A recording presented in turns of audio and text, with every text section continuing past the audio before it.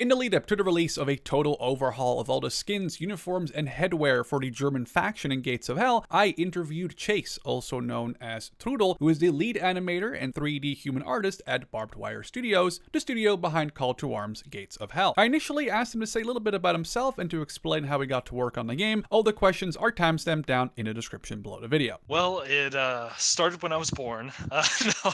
We can cut to the chase if you want. Oh, I think I shall. It seems a long time ago now, but it was about like mid to late 2017. I saw a posting for an ad for a job. I was in college at the time learning game development, which, sounds pretty bad, wasting a college degree on that. But I found it quite useful because depending on what college you choose, right?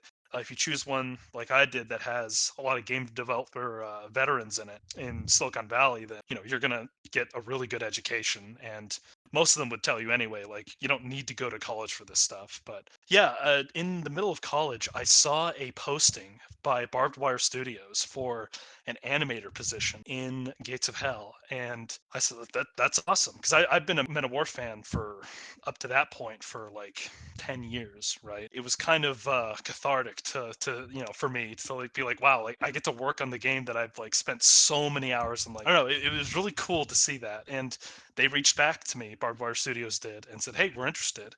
And the the next thing after that was an art test, and I had to prove myself. And I'll tell you right now, I had zero animation experience, and I winged it all, and I did well enough to get accepted. And that's the great thing about Barbed Studios is they could kind of tell I was new, and they showed me the ropes, supported me, and now we're here. Where now I'm using like state of the art mocap suits. I've like taken courses in actual animation. Exciting stuff. You said you were doing a test, sort of a test on your animations, but how did you get to also work on the skins for them then? Or was that part of it? Was that like a twofold thing? No, the human skins weren't a part of the deal originally. I was still learning 3D model in college, and I was struggling with it as well. I was having a very bad go of it. I was flunking those classes to say. But animation, when I took a class on that, I was inspired, and I thought it was the coolest thing ever. When I saw that position at Barbed Wire Studios, I'm like, I'm more confident as an animator than I am a 3D modeler. I'll just apply to this, and I'll just wing it and see what I can get. It's been the best decision I've ever made as a career wise because this is a dream job, if I can be honest. There's no office space. I can work wherever I want. And, the leadership is extremely well run, I have to say. Like it's very competent. So you're saying that you started as an animator and then they just, yeah, you were like learning how to do the. Yeah, so the human skins were a very complex affair because it's just so much to manage within Gates of Hell. And over time, as I was doing the animations, and you can tell with our current animations in the game that you can see a learning curve, right? At least I do, and it's been an ever evolving process. And eventually, I knew a lot about uniforms of World War II for both the Americans, the Germans, and the Soviets, and I had a deep appreciation long before I ever joined the studio for them. And so I said, I mentioned it casually one day in a meeting. I said, well, why don't we have these inaccuracies on the uniforms? I'd like to fix those. And of course, it was like, well, do you know how to model? And yeah, I said no. And the response wasn't, oh, get this guy out of here, or oh, okay, well then don't bring that up again. It was, okay, we'll teach you. And that's the most you could ever ask for out of a studio, is that they're willing to let you ask questions that you feel are dumb, right? Or that might, you feel like it's going to embarrass you, but they give you a chance, right? And they legitimately teach you and take their time to see kind of opportunity, and that's what happened. And now, if I understand it right, you are working on the German, like an overall of all the German skins and human breeds and stuff like that. And you already did that for, well, it wasn't really an overhaul. It was I guess the first shot at the American version of that because Oh obviously it's yeah. part of the Liberation DLC. But there are all these terms like human skins and breeds. Can you give us like a very simple rundown of terms you may use throughout this, that like a basic explanation of those kind of weird sounding terms for a like an RTS style game? Yeah, they're definitely not industry standard terms. They're very specific to the GEM engine, which that is the engine of which Men of War, all the way up to Gates of Hell, is based off of.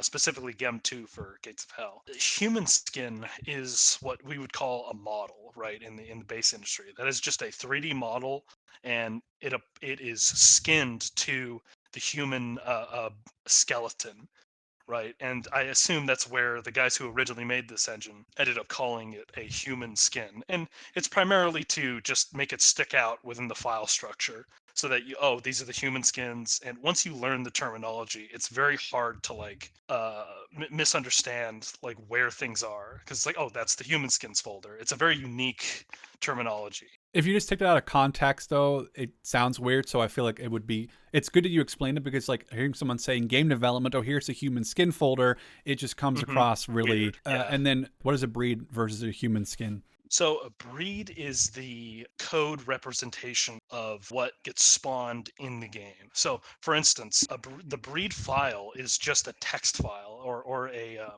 I think it's either an INC. I don't have it up right now, but it's a dot something file. I forgot specifically. Essentially, it's a text file if you think of it like that, with code in it, and all the code says is, here's what the soldier will spawn with. Here's the stats of the soldier, and here's his headwear. Here's what's inside his inventory, and here's the human skin, as the aforementioned human skin, the 3D model that he's going to use and thus should look like. And then when you go into the editor in our game and you go into the humans folder and you spawn humans in, all of those things you're clicking on, so like jur underscore rifle underscore 2, that is a breed, and that defines what the soldier spawns with and how he looks, etc. So obviously, you said, you contacted the developers and they were, hey, we'll give you a shot. And, I guess you passed our test. So was there any other mods or maybe even like games, as small as they may have been, that you worked on before that? Or was Gates of Hell your first real sort of project that you put time into? Gates of Hell was the first project that I really seriously put time into. Outside of that, I was doing modding, interning at different studios in Silicon Valley, primarily to get experience. Mods that I did were for games like Gary's Mod. I just love like making models and like the more aesthetic stuff. The first game that I ever did a mod for, this is crazy because it's so long ago, was Jedi Knight Academy. I uploaded it to Jedi Knight 3 files. If anyone in the audience knows what that is, it was so cool to click that upload button and be like, wow, I just put something out there that like anyone can download. It was the coolest thing in the world. Just like creating something and having other people see it and get to use it. Yeah, I just love that. Obviously, not many people were using it. It was so obscure. I'm like deep into the files or of that website, and so I was buried under everything else. But it, understandably so. But now you're, I mean, I obviously, I don't mean to say that the entirety of Gates of Hell is made by just you, but now the American Liberation DLC came with a whole bunch of new skins for the Americans, or well, all of them were new. Now you're working on these new German sort of overhaul of the skin. So how does it feel? This might be a little bit of an ego question, I guess, but how does it feel to now know that there's tens of thousands, if not hundreds of thousands of people are going to get the update with like, a lot of it is your work. Like you're going in and doing your research and sculpting those models. So how does that feel compared to that first upload? If I did my job right, the thought will never enter their mind to look up what my name is. Because if someone's looking up what your name is for a model you made, it's probably not good. At least that's the way I look at it. So if I do my job right, I should be a nobody. And that's satisfying because I like it when I watch a video. The ego boost for me is a quiet one. When I watch a video that someone made, even if it's like a short that appears on my like YouTube recommendations, where someone talks about the human skins because these are really cool, or even these could be better, right? It's just so cool to me that like someone saw something I made, or even noticed a detail that I spent a lot of time and effort putting in, and then maybe just one person catches it and goes, wow, I just noticed this, like this is there, right? It's that to me is very, very, very satisfying, and is worth its weight in gold, in my opinion. That's all I need. You just talked about details and people noticing them. I feel like Gates of Hell is a very, it's obviously a niche game, and a niche game is going to attract people who are very minute. They're going to make sure that every detail is there, every rivet on a tank or every button on a shirt. So I don't assume you just pulling the historical aspects of, say, a German uniform out of nowhere. So, like, how do you go to work on, say, creating, I don't know, like a German paratrooper uniform, for example, just to name something that's obviously a little more unique? How do you go about doing that? Do you like look at historical footage or pictures, or do you have like an archive of stuff you go through, or like how does that work for you? Like, how do you build a uniform that you have in your head? How do you get the reference material, and how do you use that? It's yeah, that's a process. It usually takes about excuse me, usually takes about a month to get everything together and have like we have a huge Google spreadsheet of all the references of all the uniforms, what is accurate, what is, and this is something to look out for. What is a replica, or what is a reenactor's replica? A lot of reenactors, as I've come to find out through studying the Americans and the Germans, right, more intensely than I ever have before for these uniforms. Like a lot of reenactors will actually take black and white photos and try to make them look real, and it's understandable why they're reenacting, but it'll show up Makes in your your job Google. harder. Yeah, and some of them are pretty convincing, and so, and even reenactors get things wrong or have their idealized way, especially with the German uniforms, but with the American uniforms too. They have their kind of idealized version of the factions that they think looked cool, and there's nothing wrong with that in my opinion. At the end of the day, it's like, yeah, it's a war that happened, and people are going to have their opinions of it. But it would behoove us to try and be as accurate as possible, and that is something that we've really scrubbed all of our historical archives and all the data that we've collected, gone through it, and made sure that we can prove that it is accurate and we're getting a real reference from something, and then and only then, once that's confirmed, that can be used as a reference. And it's almost always combat photos or photos of soldiers at the time, dated, of course, so that we know when, especially in the Germans' case, where their uniforms are so duplicative and so just, there are so many versions of them. And that was. Over the Americans, the Germans by far are the hardest to work on because there's just so many options and there's so many combinations that of uniforms, of uniform color types, right? It's just a lot, and so sorting that out and organizing it is definitely difficult. But I think overall we came out with a system that does it in the most optimized way. How much time do you think do you actually spend, like, between actually working on stuff or doing the research, or do other people do the research and they like present it to you? Because obviously I'm not really sure, like, are you the only person who's working on this? Do you have like people that help you out with that research part? So I'm my job title is lead animator and human artist because I'm the only animator and I'm the only human artist. So it's kind of a title by technicality. Back in the early stages of Gates of Hell, I did not have anyone assisting me with these research tasks. However, as of late, as of recent, I'd say around like before Liberation. So with the Americans, I had at least 2 to 3 dedicated and volunteer historians assisting me with all the research details and also challenging each other. That's something that we do a lot in this in our studio is corroborate facts and openly challenge each other in a productive way. Where okay, what is what are the facts here, right? And are there any issues? Why are we coming to a head on this? Oh, it's because we got a wrong reference here, or oh, I messed up here, right? And it's very productive. But having that kind of work environment, having that kind of tempo is definitely makes processing the loads of data that we have to go through for these uniforms much easier. And it really, by the time we got to the Germans and it was time to compile that data within like a month, we were able to do that quite fast and efficiently and with a high degree of confidence as well. Now, I should also state, in regards to creating the 3D uniforms, which is the next step, and that's once again that's all me with the help of some freelancers, Andrew, who's listed in the credits, and Tamash. They're great, amazing 3D artists.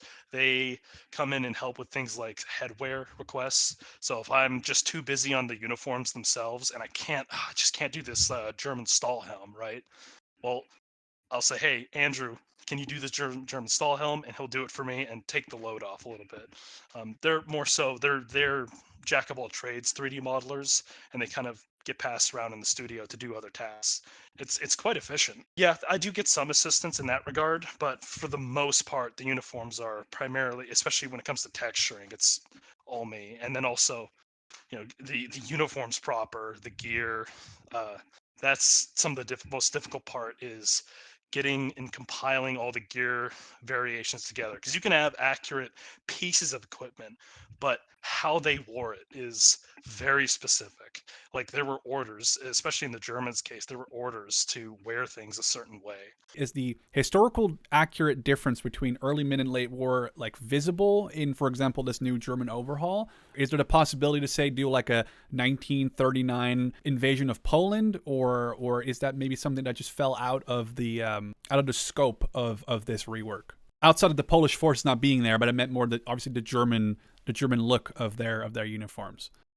Yeah, so early war, definitely, you're going to see the tail end of their operational dress for the Germans right before the invasion of the Russian invasion. So early is the start of the Russian invasion. So what did they look like then? You have to remember, especially in the Germans' case, and what makes them very complex to do is they had by that time a jumble of like already were accruing a debt of different variations of uniforms, different standards. Orders would go out, for instance, where Army Corps headquarters would say, "Well, we're running out of like stone like dye for the pants or whatever the dye color was, and that needs to be discontinued." So now you're going to still have troops with those stone colored pants on the front, but then you're also going to have a mix of troops that don't have those because they're more fresh, or maybe they just got their pants replaced. It's aspects like that we took into account. It was looking into a lot of the kind of communiques and lettering as well for when these orders were sent out. That was done. Less so to follow it, and this is a caution I'll put with anything that claims historical accuracy. We claim historical accuracy. That does not mean 100%. That's kind of impossible to do. Uh, but we do try to come as close as possible. And in that regard, we try to cover everything that they would have within the year of 19 like 40 to 41, right? In 39 as well. We try to cover everything they would have and that they had up to that point, so that you have more novel pieces and the more common pieces as well. So you can, at the end of the day, if you ever wish to create your own look for the Germans, let's say in a mod, you should have no trouble going through the extra texture files that we leave in the game, or in the game files, or extra models, or the modularity of our models themselves should lend themselves to easy creation for modders to make any scenario they want and represent any part of the war that they wish with little hassle. Is there anything? This was an announcement a while back. Is there anything you can say about that? Lack of a better term, modability. Like obviously, I think the Steam announcement said there was going to be a lot of like messing about. Again, lack of a better term, that modders could do, like modability on the uniforms. Is there anything that you can really like kind of disclose, or is it maybe too early to really say anything? Like to what degree people can really like personalize each of these skins that you're working on?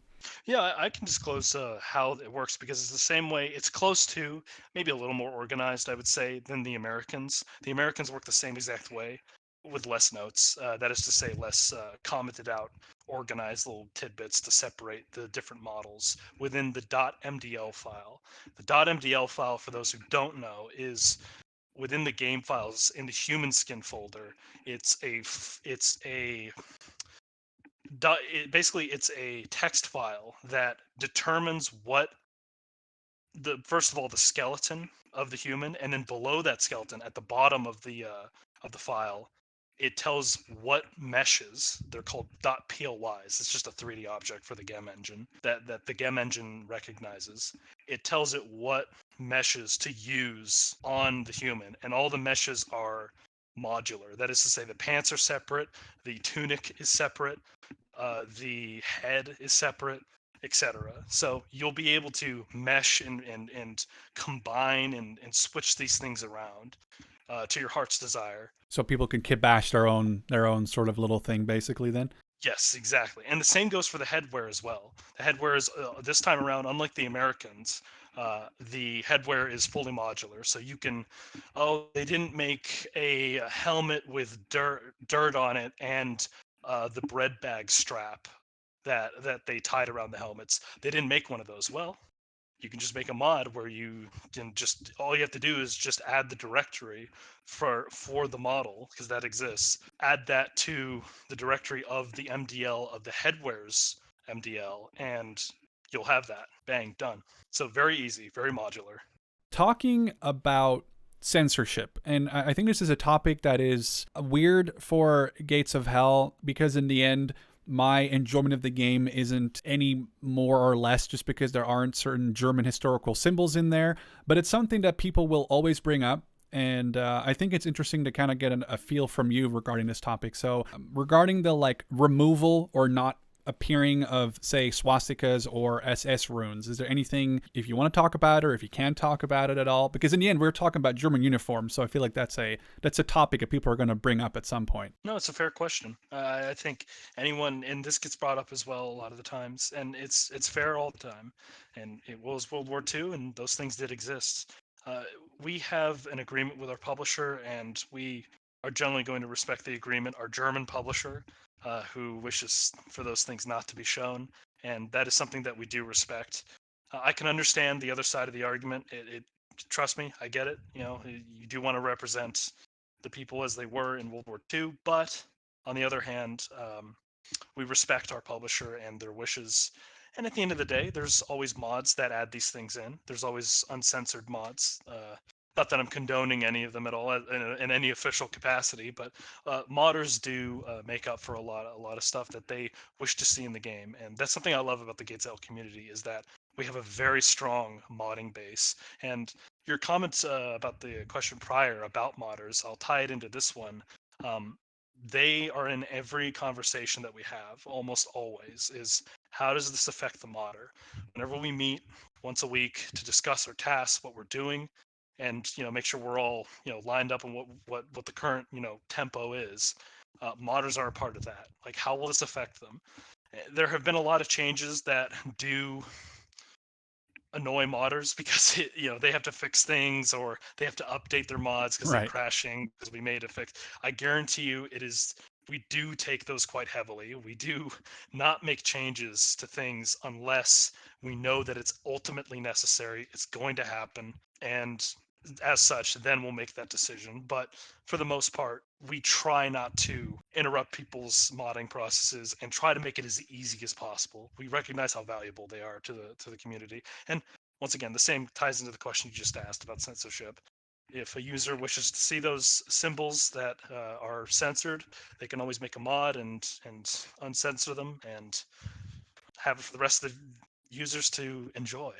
In this announcement, I keep going back to this announcement, but if I'm wrong, please do correct me, obviously. But in this announcement, there was the say of like, hey, this is a overhaul for the Germans. That's what's coming right now. The overhaul for the Soviets and the overhaul for the Finns was, I want to say it was necessarily teased, but it was definitely very heavily implied. Is that something that you can say anything about, or is it just going to be the Germans that get overhauled?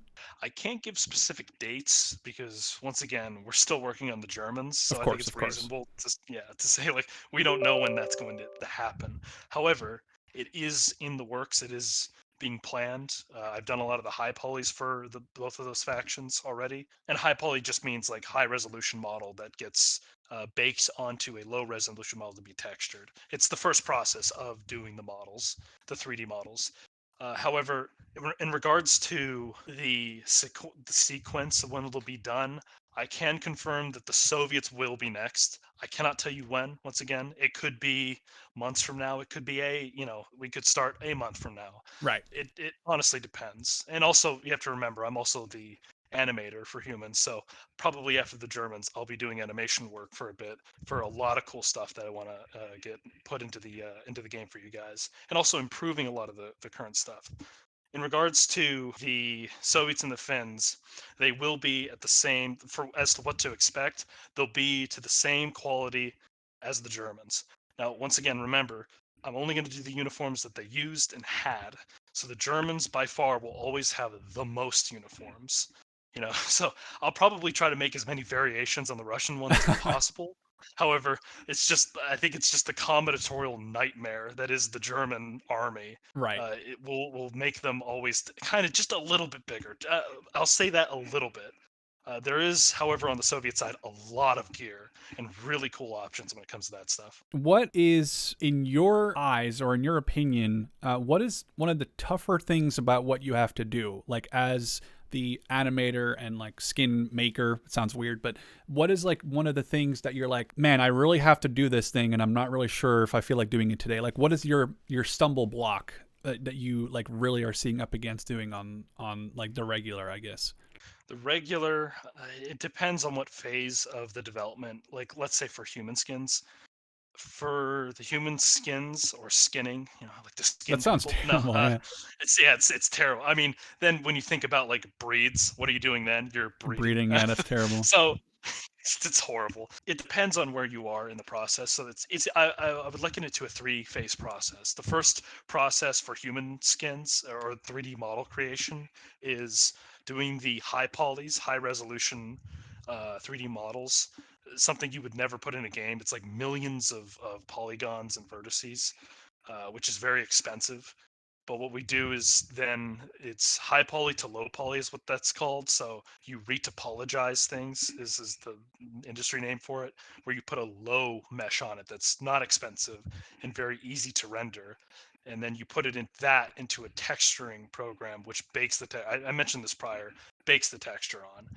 That's putting it pretty broadly, but that process is the first phase.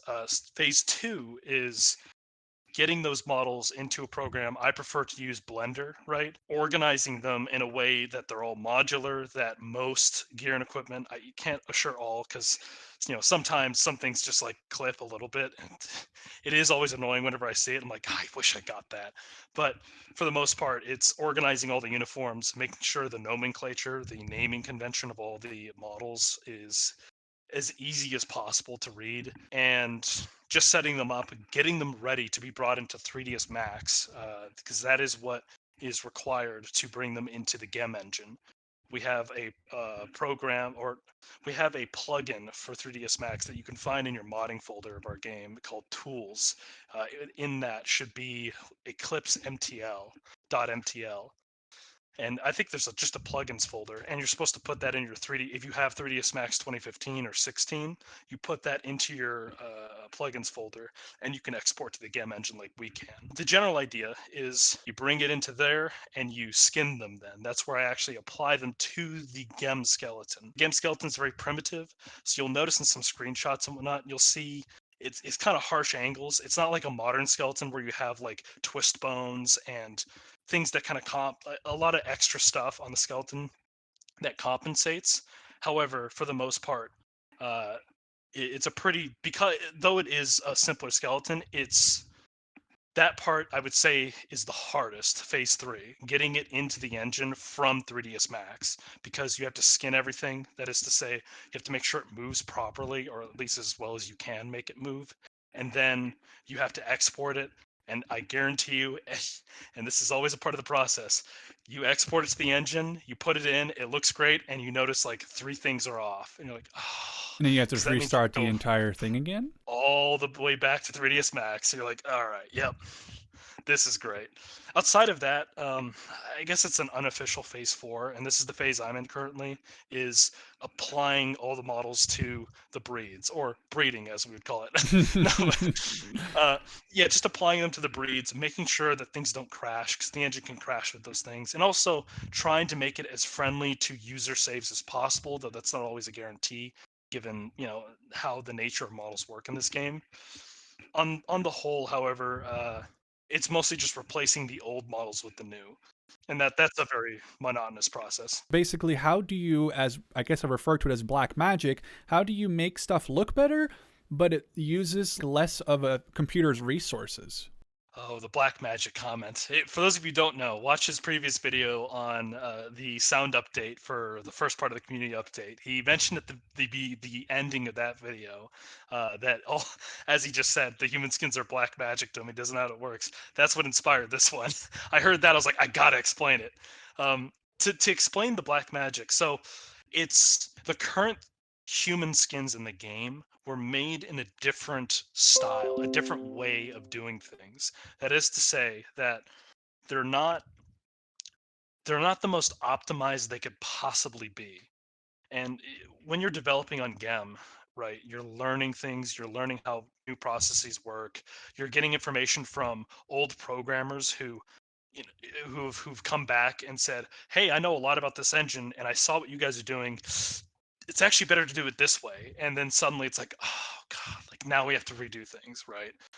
And so that's usually what inspires these updates, or it's just like, "Hey, we need this to be a bit higher quality." So these are factors that kind of ultimately funnel into the same result, which is, all right, ultimately there needs to be a change here, and it's kind of spilt over now where we got to pull the trigger and just do it.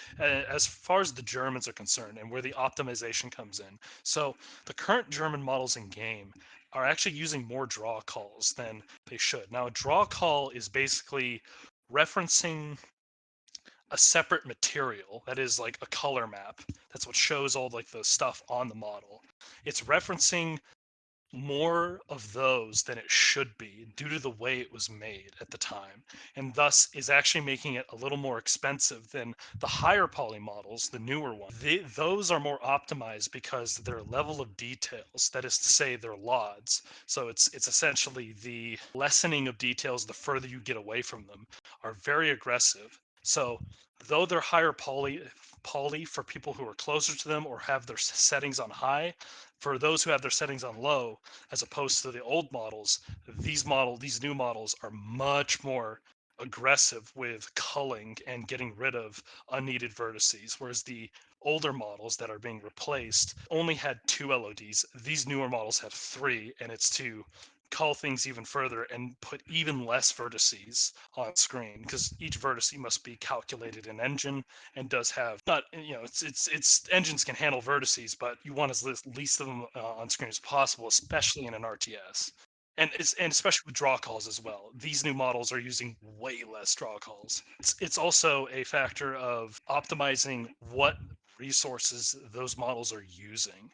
The old models are using a lot more resources for not that much of an effect, whereas these new models are using very few resources, but have been tailor made with that as the design kind of intent. Whereas the previous ones were kind of made with like, we kind of know what we're doing here. This is kind of, we think this is good for the engine. These new ones are informed by, okay, we know what's good for the engine. We know what we need to do. And we know that this is what works. So these are very optimized models. Looking back at for example the Liberation DLC, because it's done, the work is done, it's been put out. What of the work on that is like the most satisfying thing? Like, what is the like, wow, I can't believe I put all this effort in, but now like this one thing that I can really point out, I'm like really happy with doing. One of the most interesting and most satisfying parts about the US human skins, looking back on them post release, was the effect of and this is such a small detail, stress marks, the stress like crumpling of the fabric that I added. It's essentially a normal map, which is like it shows extra detail depending on the lighting conditions. I added a bunch of stress marks on the clothing so that when they're in different or more extreme lighting conditions, you'll actually see the clothing change with more stress marks, and it kind of had a little bit of a different geometry due to the lighting. That's something that I didn't think would work as well as I thought it would. And it looks, at least to me, I really like that kind of detail. And I find myself playing some games where I run by like a vehicle on fire or a tank on fire, and the light emanating from the tank will kind of show the detail marks. Like, oh, that's a cool detail. And I'm like, wait, I added that. Never mind. Of course, it's there. For the Germans, this was heavily considered and done, I think, much much more masterfully, if I could say so myself. Much in a much better way, I think is the better way to put it. That is to say, it wasn't done as overtly, but it was done in a way to make it. The idea behind it is to make it seem like the cloth is moving, because cloth always moves. It's not Right. just static, Of and course. that's something that's kind of an optical illusion I've been trying to my hardest to try and get and achieve in this old engine. This kind of this kind of simulation of moving cloth. If I can achieve that and you don't even notice it, but you just think it in your mind, like I said at the beginning, that's the best case scenario. That means I did my job properly. If But if people it's don't noticeable, complain, then you've done good. exactly, exactly. How many new like human skins are going to be in this next update? Because I want to ask a thing on top of that. Last I counted, which was 2 days ago, so it might be a little higher. Last I counted, we were at about 512, probably closer to now like 550 unique human skins. It depends. There might be some culled, like that. We just realized, maybe we don't need these, or they just weren't used. At the end of the process, when we're done with the breeding, when Oh we're my done god. with Yeah. applying them to the breeds in the game, or the NPCs, I think is for other people from other games, applying it to them. I think we might cull some of them, but there's oh gosh, in regards to headwear though, it's different. Headwear, if I recall, I think it was around 392 unique meshes for headwear, or 390. That is to say, 392 new headwear options for the Germans, as opposed That's to a I lot. think the 50 that they have. Yeah, I might be wrong on the number. Five. You said about 550 at the moment, and like almost 400. Headwear. Which those numbers may decrease, increase a little, obviously here and there. Is there one? I know that you cannot probably share a picture, and probably not by the time this video comes out either. But is there something that you're like, hey, if you download the update, go check out this new German, and then what is your favorite one, or even like the top two if you oh can't pick a number one favorite, I guess. oh okay, yeah, so this is I'll give people the cheat code to this one. So there is on our Discord in the Telegram channel, by the time this interview comes out, I assume, on the Telegram channel, there will be a post with not all the human skins, but a lot of them on the screen. And I hid in there one of my favorite, to answer your question, my favorite thing in the whole update is hidden in there, which is the Liebermuster. I think I said that correctly. I Liebermuster. I think it's an always get it R. wrong. Is that like Lieber. 1945, like early sort of American ERDL inspired Yes, I camouflage? put that in. I put that in for the Brandenburgers, their late war, like end of the war uniforms, because I couldn't fit it with anyone else, and they're the most elite, Right. so it fit the most of them. So I gave them that with their Feldbluses and camo cap for that, and I think it just looks so cool, and I was very satisfied with how it turned out. And so that's one of those things that I hope someone's in the middle of the game and when they're playing as like the Germans, they see the Liebermuster, right, and go, "Oh, wait, hold on," and kind of like how you said, where it's like, "Oh, this is actually kind of the American ERDL, right? Inspired, like this is what inspired things." They kind of see it and don't reminisce on the fact that it was made, more so on the fact that, oh, well, here's the history of this thing, and tell their friends, and it's like a neat fact. I think that's the best. That's what I'm hoping for, because like that's kind of why I included it, is like little details like that, where it's like interesting things that are conversation pieces that other people may not know about, and their friends tell them like, "What?" Exactly. Yeah. I love that stuff, and so that's I hope that's I hope that does happen, and success if it does. Less so, this model looks terrible. So you want people to really go take a look at those, the late Brandenburgers, when the patch or the update releases, I guess then. Yeah, check out the late war Brandenburg. Check out the late war skins in general. Those are really interesting. A lot of them are custom tailored. I mean, the mid and early war are as well, but the late war is has the most breeds, and as such, it's also a particular style. So no one soldier generally should look the same. And not only that, it's late war, so everyone's just wearing a hodgepodge of gear. And I love that. I love that like hobo, like a thousand hobos versus a million Soviet tanks look. I think it's just the coolest look ever. Animations or you being an animator. There's some talk about how they're going to be overhauled. Is there? Well, first, can you say anything about that? Like in general, like are you allowed to talk about it to a degree? I can speak about it to a degree, but not to the degree of when it's Right, coming, as fair. that's I don't even know. Like once again, that's yeah, it's just because I haven't like gotten to it yet. However, it is in the plans, it is in the works, it is something that I do wish to do between. And don't quote me on this, obviously, gentlemen, listening. This is not me making a promise, but ideally, I'd like to handle it sometime between the now and the Soviets, but that might end up looking like maybe after the Soviets. It all depends. This is how up in the air it is. But when it comes to the animations of the game, now that I have a mocap suit, it's definitely going to be redoing a lot of the current animations in the game, which are serviceable, but I think do need to be replaced, are outdated. Like the best example I can give is the sprinting animation. I mean, listen, I could be mean to it. I made it. It was me when I was very young. So it's a lot left to be desired. It doesn't look as realistic. However, it did do the one thing I wanted it to do, which was a test, which is I wanted to, because there's only one sprinting animation in the game, and so I had to, like, at least for guns, right? That's just how the engine works. So I wanted to have both the one-handed sprinting action with the two-handed one, and I wanted to have both. So soldiers sprinted for long enough. The animation is so long that I actually include both of those, where he switches to one hand and then back to single hand. This principle is being applied to the mocap animations as such. So that is to say, I'm trying to put as many variations in the animations as possible for like loop animations, like running or walking, so that there is the longer someone runs, the longer someone walks, or run or sprints, right?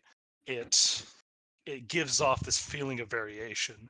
It gives off this kind of realistic motion, right? And not only that, something I want to do with the sprinting animations is add a strafing effect. Prone as well, like lie animations, prone. Yeah, like stuff like that. It's also like preventing, and users will notice this, preventing the extreme bending of bones, right? And you can kind of see that on a lot of models. It's less so the model, it's more so the skeleton. So it's optimizing things in that way, and that's generally what my job is as an animator, but also putting in the new, essentially paving it over with new animations and working off those with much more optimized ways to bend the bones, realistic ways, I should say, to bend the bones. And that just takes time. Remember, I'm just one person. So, And you're working on the skins as well, so I mean, yeah. and the skins, and also tons of vehicles still need animations. So and I have to say, it's always fun to do vehicle animations. And I work very closely with Ty on that. And that's always a pleasure. You were saying like now you have a motion cap. It's like the whole thing where you wear like the suit with all the little dots on your face and body, I guess, and then like that gets sort of translated into the game. Yes, it's a little bit different. It's one that you can work from home with. Yeah, it's pretty much the same concept though. But that wasn't something that you had for the first sort of are the current No, animations no. mocapped? The only mocapped animations we have in the game at the moment are the death animations. Those are mocapped, and then ragdoll physics are applied to them since this engine does not have ragdoll physics.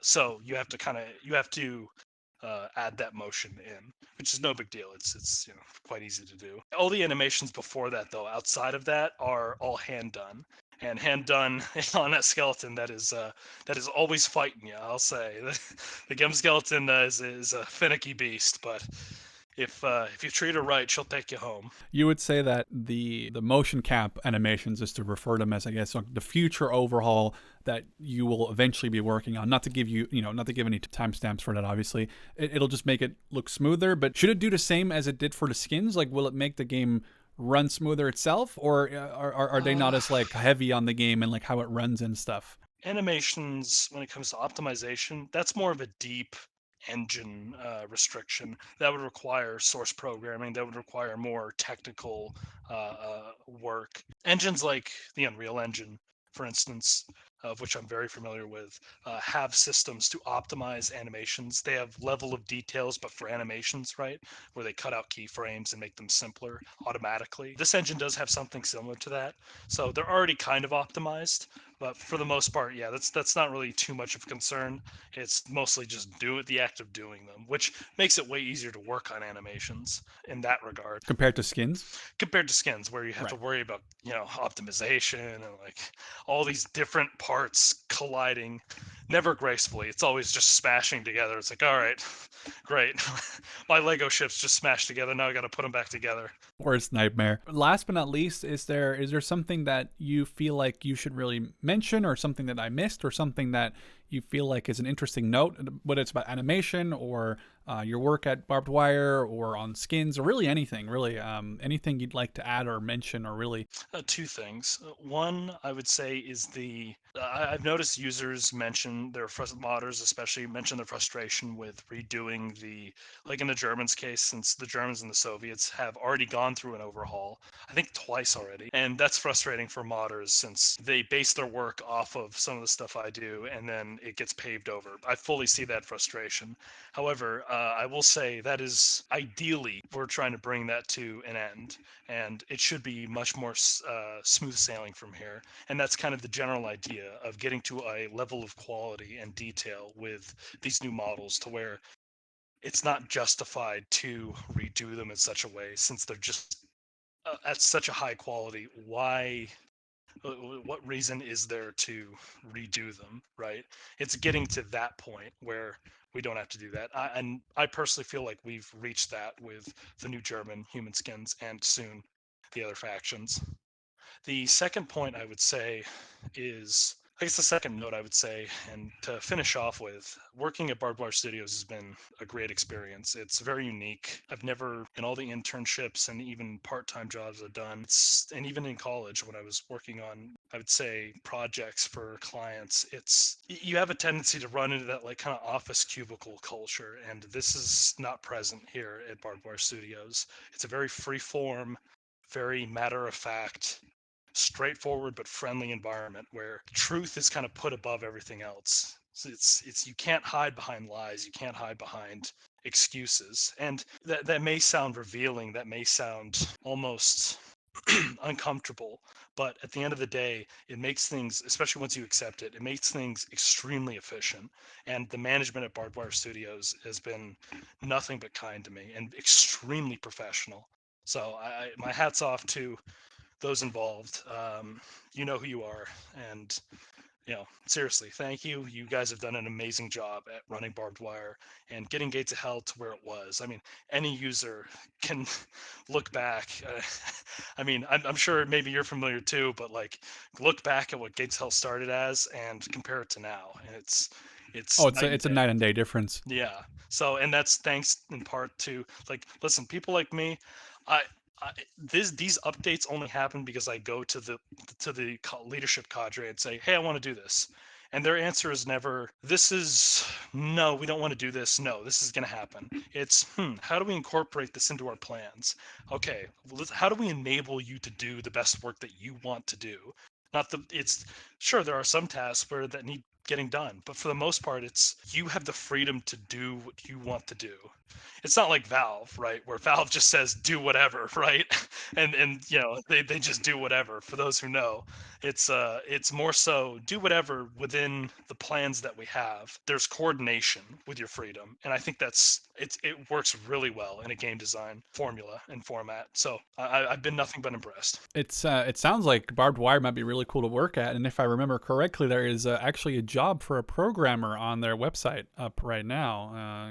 Wink, wink, nudge, Hey, nudge. always looking for new ones. Yeah, come join. I'll say this to anyone who is thinking about either applying here at Barbedwire Studios or applying at any other studio, whether it be game design, whether it be anything. I promise you, just take the risk. You have you have no idea the possibilities available to you if you just apply. What's Shia LaBeouf thing? Just Just do it. do it. Exactly. Like seriously, that actually works. Just do it. And what's the worst they're going to do? Reject you? Okay, then move on. Next one. So you got this. Just apply. If you're doubting yourself, just see what happens. You are more capable than you think you are. Truly, and I mean that. People really do undersell themselves. Like as artists especially and as programmers. Like I see it all the time. And it's totally undeserved.